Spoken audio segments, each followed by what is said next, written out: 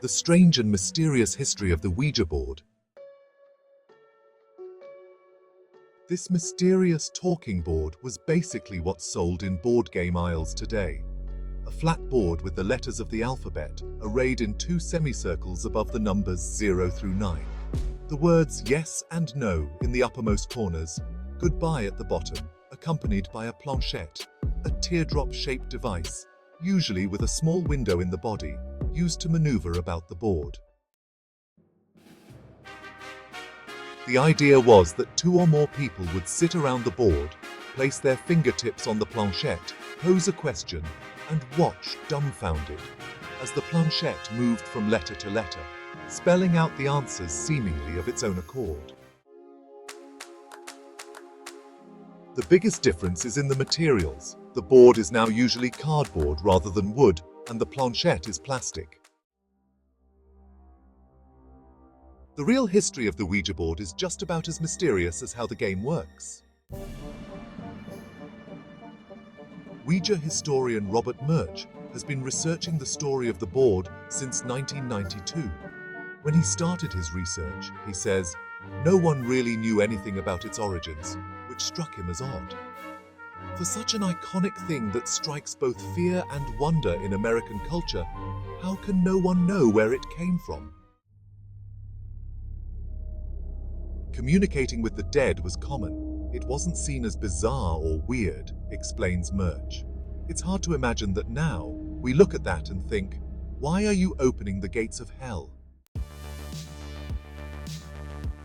But opening the gates of hell wasn't on anyone's mind when they started the Kennard Novelty Company, the first producers of the Ouija board.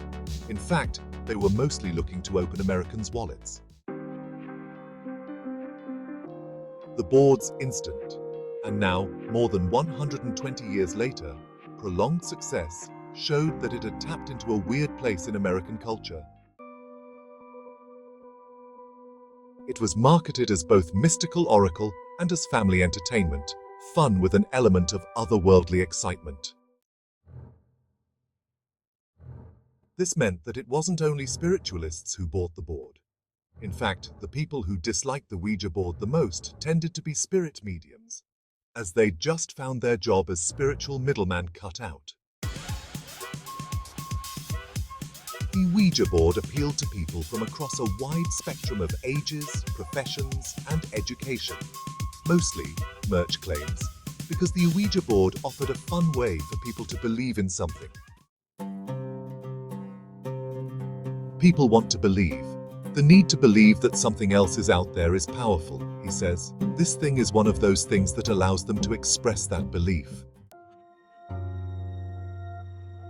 It's quite logical then, the board would find its greatest popularity in uncertain times, when people hold fast to belief and look for answers from just about anywhere, especially cheap DIY oracles. The 1910s and 20s, with the devastations of World War I and the manic years of the Jazz Age and Prohibition, witnessed a surge in Ouija popularity. Strange Ouija tales also made frequent titillating appearances in American newspapers.